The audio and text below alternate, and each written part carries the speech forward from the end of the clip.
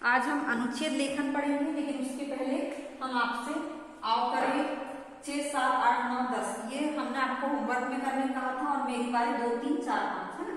तो आप लोग ने कर लिए होंगे या नहीं भी करे होंगे, तो एक बार हम आपको रिपीट कर देते हैं, है ना।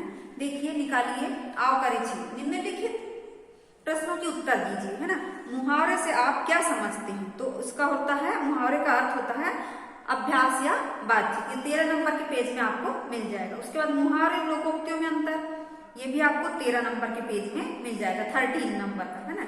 अब देखिए, आओ करे 7। सबसे पहले इधर उधर हाँकना, यानी बहुत गप्पे करना मारना। सेकंड है चादर तान कर सोना, निश्चित होकर सोना। रोंगटे खड़े होना, यानी भयभीत होना। हक्का बक्का रह जाना, हैरान होना। अगर नगर करना, बहाने बनाना। कीचड़ उछालना, दोषारोपण करना। एक आंख न भाना, बिल्कुल अच्छा ना लगना। ठीक है। अब देखिए, आओ करे 8। निम्नलिखित लोकोक्तियों को पूरा करना है आपको। खिसियानी बिल्ली खंबा नोची, है ना। काला अक्षर भैंस बराबर। ठीक है। फिर आप भला तो जग भला। नाच न जाने आंगन टेढ़ा। बंदर क्या जाने अदरक का स्वाद। भागते भूत की लंगोटी बनी।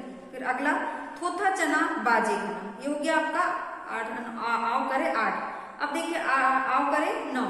निम्नलिखित लोकोक्तियों के अर्थ उचित अर्थ लिखिए। सबसे पहला, दूध का जला छाछ को भी फूंक फूंक कर पीता है। इसका मतलब होता है एक बार हानि उठाने वाला दूसरा कार्य सोच समझ कर करता है। एक बार अगर हमको हानि हो गई तो हमको दूसरे कार्य को क्या करते हैं, सोच समझ कर करते हैं। सेकंड है हाथी के दांत खाने की ओर दिखाने की ओर, यानी कहना कुछ और करना कुछ और।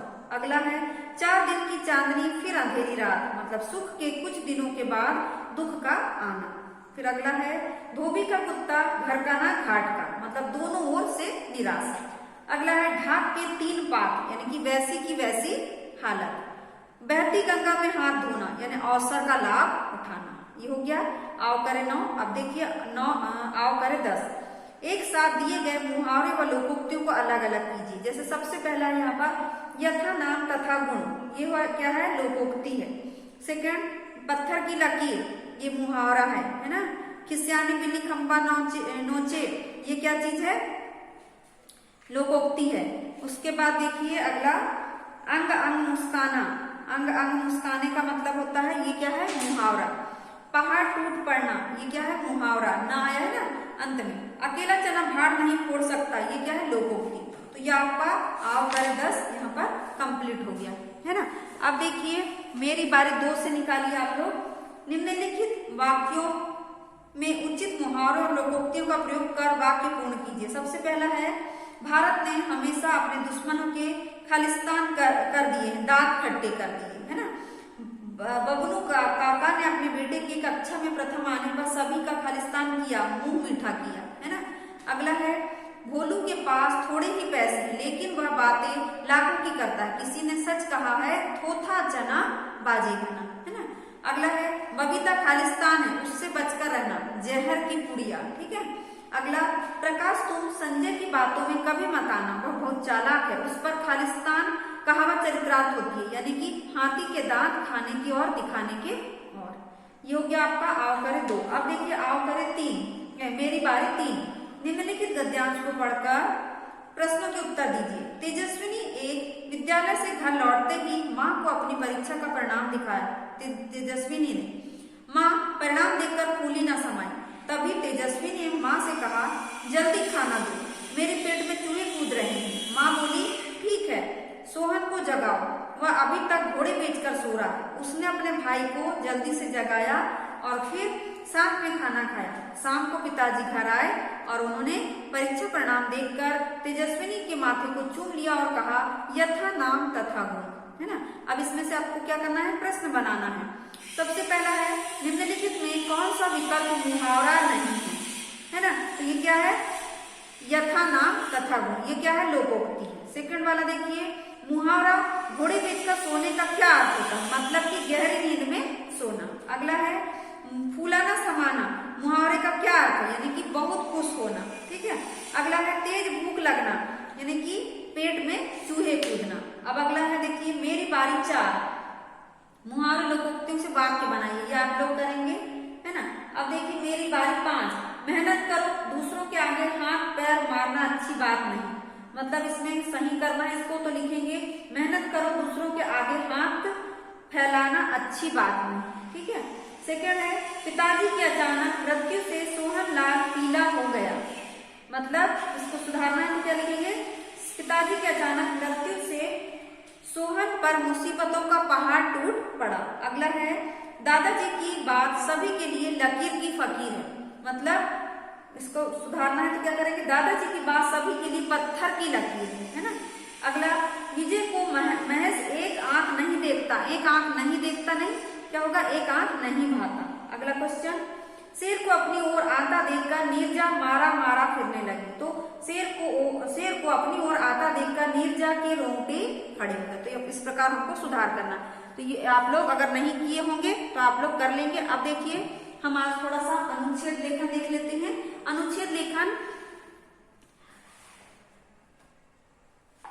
क्या होता है, किसका संक्षिप्त रूप होता है, बताइए। अनुच्छेद लेखन है ना, हमने लिखे हैं पाठ का नाम यहाँ पर मुक्तानंद जी से मिलिए, तो इसका क्या आंसर होगा कि अनुच्छेद लेखन किसका संक्षिप्त रूप है, ये निबंध का संक्षिप्त रूप है, यानी व्यंग्य रूपी निबंध है ना, ये मुक्तानंद जी से लिखिए मिलिए है ना। तो अनुच्छेद किसका संक्षिप्त रूप होता है, निबंध का संक्षिप्त रूप होता है। फिर अगला क्वेश्चन बताइए, अनुच्छेद लेखन किस पर आधारित होता है, किस पर आधारित होता है, यानी कोई भी भाग पैराग्राफ जिसको बोलते हैं है ना, अनुच्छेद का मतलब होता है एक पैराग्राफ, तो ये एक भाव और विचार पर आधारित होता है ना, भाव और विचार होते हैं कि नहीं। उसके बाद अगला क्वेश्चन है अनुच्छेद लेखन की भाषा कैसी होती है, अनुच्छेद लेखन की भाषा कैसी होती है, सरल और स्पष्ट रोचक भाषा होती है। उसके बाद देखिए अगला क्वेश्चन, अनुच्छेद लेखन में किन बातों को नहीं लिखना चाहिए है ना, किन बातों को नहीं लिखना चाहिए, एक बात को ना दोहराना या व्यर्थ के उदाहरण, बार बार उसी बात को ना लिखना और व्यर्थ के उदाहरण, ये सब हमको अनुच्छेद लेखन में नहीं लिखना चाहिए है ना। तो अब हम पढ़ रहे हैं यहाँ पर आज अनुच्छेद लेखन। आप लोग बुक निकालेंगे, जो फर्स्ट वाली बुक है उसमें देखते जाइए। अनुच्छेद लेखन, अनुच्छेद शब्द अंग्रेजी भाषा के पैराग्राफ शब्द का हिंदी पर्याय है ना। अभी बताया था हमने, इसको अनुच्छेद को अंग्रेजी में क्या बोलते हैं, पैराग्राफ। यह निबंध का संक्षिप्त रूप होता है, जैसे निबंध लिखते हैं तो बड़ा होता है, लेकिन अनुच्छेद क्या होता है, छोटा होता है ना। अब इसका मतलब है, इसकी परिभाषा क्या होता है, किसी विषय पर सीमित शब्दों में अपने विचार व्यक्त करना क्या कहलाता है, अनुच्छेद लेखन कहलाता है। जैसे अनुच्छेद लेखन की विशेषताएं, सबसे पहले है किसी एक भाव अथवा विचार पर आधारित होता है। सेकंड, सामान्यतः अनुच्छेद लेखन में मुख्य विचार अंत में दिया जाता है। उसके बाद अगला देखिए, अनुच्छेद एक स्वतंत्र तथा पूर्ण रचना है जिसका कोई भी वाक्य अनावश्यक नहीं होता है ना, कोई भी बेकार नहीं होता। अगला है अनुच्छेद के सभी वाक्य एक दूसरे से संबद्ध होते हैं है ना। अब देखिए अनुच्छेद लेखन संबंधी ध्यान देने योग्य बातें, तो सबसे पहले इसमें कौन कौन सी बातों को ध्यान देना चाहिए, अनुच्छेद लेखन में मुख्य भाव पर ही समस्त लेखन केंद्रित होना चाहिए। सेकंड, अनुच्छेद लेखन से पूर्व मुख्य बिंदु तय कर लेने चाहिए है ना। फिर थर्ड है, अनुच्छेद लिखते समय अपने विचारों को क्रमबद्ध रूप में लिखना चाहिए। अगला, अनुच्छेद के वाक्य छोटे और विषयानुकूल होने चाहिए। अगला, अनुच्छेद की भाषा सरल, स्पष्ट, रोचक और प्रभावशाली होनी चाहिए। फिर अगला है, अनुच्छेद लेखन में एक ही बात को दोहराना नहीं चाहिए। अगला, अनुच्छेद लेखन में अनावश्यक वर्णन नहीं करना चाहिए है ना। फिर अनुच्छेद लिखते समय व्यर्थ के उदाहरण से बचना चाहिए, बेकार के उदाहरण नहीं देना चाहिए। फिर पूरे अनुच्छेद में एक रूपता होनी चाहिए। उसके बाद अनुच्छेद लेखन में शब्द सीमा का ध्यान रखना चाहिए, यानी कि ज्यादा बड़ा नहीं होना चाहिए।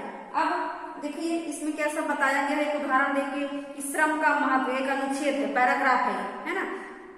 श्रम ही सफलता का मूल मंत्र है। श्रम का अर्थ है तन-मन से किसी कार्य को पूरा करने के लिए प्रयत्नशील होना। जीवन में श्रम का बहुत अधिक महत्व है। परिश्रमी व्यक्ति के लिए कोई कार्य असंभव नहीं होता। कहा भी गया है कि व्यक्ति की कर्म भावना ही उसे महान या क्षुद्र बनाती है। श्रम दो प्रकार के होते हैं, शारीरिक श्रम और मानसिक श्रम। शरीर द्वारा किया गया श्रम शारीरिक श्रम कहलाता है, जैसे कि खेलकूद, व्यायाम आदि। इस श्रम द्वारा व्यक्ति निरोग, प्रसन्नचित और हष्ट-पुष्ट रहता है। इसके विपरीत मानसिक रूप से किया गया कार्य मानसिक श्रम कहलाता है। मानसिक श्रम से मनुष्य का बौद्धिक विकास होता है। संसार में अनेक ऐसे उदाहरण हैं जिन्होंने अपने श्रम के आधार पर ऊंचाइयों को छुआ है, जैसे APJ अब्दुल कलाम, नरेंद्र मोदी आदि। निष्कर्ष रूप से कहा जा सकता है कि यदि हम स्वयं का विकास चाहते हैं और राष्ट्र को समृद्ध और प्रगति की ओर उन्मुख करना चाहते हैं तो हमें श्रम के महत्व को समझते हुए उसको अपने जीवन का आधार बनाना चाहिए। ये हो गया श्रम का महत्व। अब देखिए एक शिष्टाचार एक उदाहरण दिया है। हाँ, अब इसमें देखिए शिष्टाचार शब्द दो शब्दों से मिलकर बना है, शिष्ट धन आचार, जिसका अभिप्राय है शिष्ट आचरण करना। दूसरे शब्दों में कहे तो दूसरों के प्रति अच्छा व्यवहार, बड़ों की आज्ञा का पालन करना, घर आए मेहमानों का आदर करना, झूठ न बोलना आदि बातों का ज्ञान शिष्टाचार कहलाता है।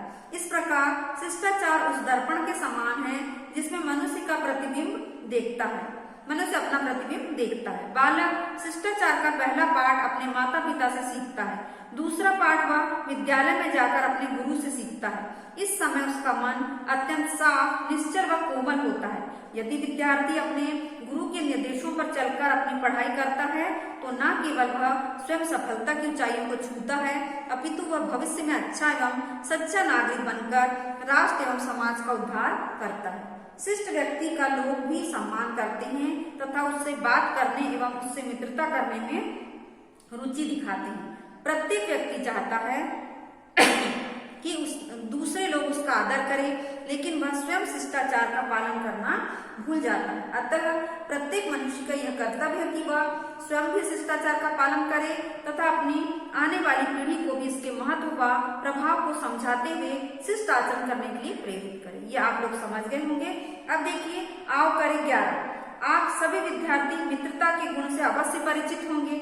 चलिए अब आप मित्रता पर एक अनुच्छेद लिखिए, है ना। इस कार्य के लिए आप निम्नलिखित बिंदुओं की सहायता ले सकते हैं, जैसे सच्ची मित्रता अनमोल धन के समान, इस पर लिख सकते हैं। सच्ची मित्रता का महत्व, सच्ची मित्रता की पहचान, सच्ची मित्रता जीवन का वरदान, ये जो विषय है इस पे आप लिखेंगे, है ना। अब उसके बाद देखिए एक और प्रश्न है आपको, क्या नाम से, मेरी बारी 6, है ना। इसमें भी एक क्वेश्चन है। मुक्तानंद जी किसी भी चीज को मुफ्त में पाने के लिए हमेशा तैयार रहते थे। ये उनके लालची स्वभाव को दर्शाता है। किसी व्यक्ति के प्रसन्न रहने का भाव संतोष है। अब आप संतोष धन पर एक अनुच्छेद लिखिए। तो देखिए इसमें सब विषय दिया है। आप इस अनुच्छेद के लिखने के लिए निम्नलिखित प्रारूप की मदद ले सकते हैं। सबसे पहला है संतोष धन का क्या है, संतोष धन क्या है। सेकंड, संतोष की आवश्यकता, जीवन में संतोष का आधार, ना। तो आपको क्या करना है, आओ करें 11 और मेरी बारी 6, है ना। ये आपको करना है और बाकी का जो थोड़ा सा चैप्टर बचा है वो हम नेक्स्ट वीडियो में करेंगे, है ना। जितना बनता है आप करेंगे एक एक दोनों का, और नहीं बनेगा तो फिर हम कल बता देंगे। तो आज की कक्षा हम यही समाप्त कर रहे हैं। धन्यवाद बच्चों।